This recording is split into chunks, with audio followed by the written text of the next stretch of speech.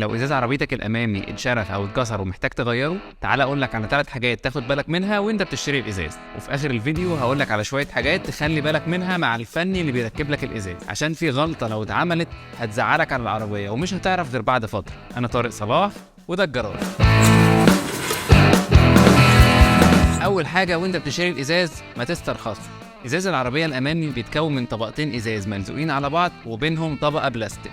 3 طبقات دول بيتلزقوا على بعض وده طبعا بيديله قوه، وطبقه البلاستيك دي بتمسك الطبقتين الازاز على بعض عشان لو لا قدر الله اتكسر ما يتفتفتش من بعض ويعمل لك اصابات. عشان كده لما ازاز العربيه الامامي بيتكسر بيفضل ماسك نفسه كانه حته واحده. تاني حاجه، في شويه مواصفات في الازاز بتفرق كل نوع عن التاني، زي مثلا درجه نقاء الازاز. لو الازاز مش نقي هتلاقي الرؤيه منه صعبه شويه وهتضايقك، خصوصا في اوقات النهار ان الشمس بتبقى عاكسه فيها على الاسفلت بتاع الطريق وبتبقى عايز تلبس نضارتين شمس فوق بعض. تالت حاجه، في خواص تانية في الازاز زي انه بيبقى واخد مثلا طبقه عزل عشان يعزل الحراره او يعزل الاشعه الفوق بنفسجيه فيقلل الحراره والاضرار اللي هتخش لك وانت جوه العربيه. وساعات بيبقى واخد درجه لون كده عشان يريح عينك وانت سايق، خصوصا في اوقات النهار في الدول الحر اللي الشمس فيها بتبقى حاميه. واهم نقطه طبعا هي عزل الصوت.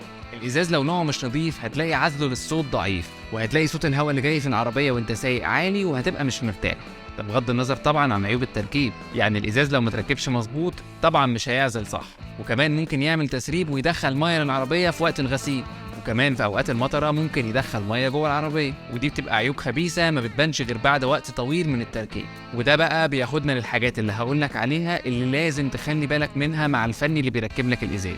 اول حاجه، لازم اللزق القديم بتاع الازاز يتشال كويس، والفني المحترف بيسيب منه طبقه رقيقه جدا جدا عشان ما يجرحش الصاج بتاع العربيه وهو بيشيل وما يعملش مشاكل بعدين. تاني حاجه، لازم يحط ماده عازله زي البرايمر كده عشان لو في اي خدوش سطحيه او عميقه مش متشافه في الصاج تتقفل.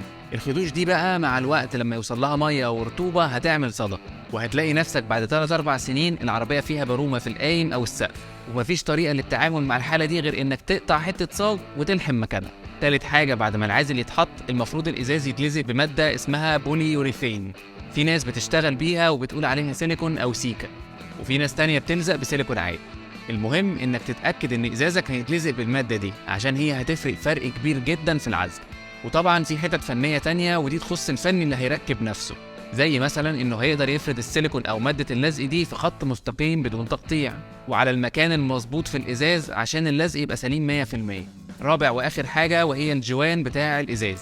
بعض العربيات الازاز الامامي بتاعها بيركب له جوان كاوتش رفيع جدا، وده بيفرق فرق كبير جدا في العزل. فلو هتركب ازاز جديد لازم تتاكد ان الجوان بتاع عربيتك ده موجود وهيركب مع الازاز.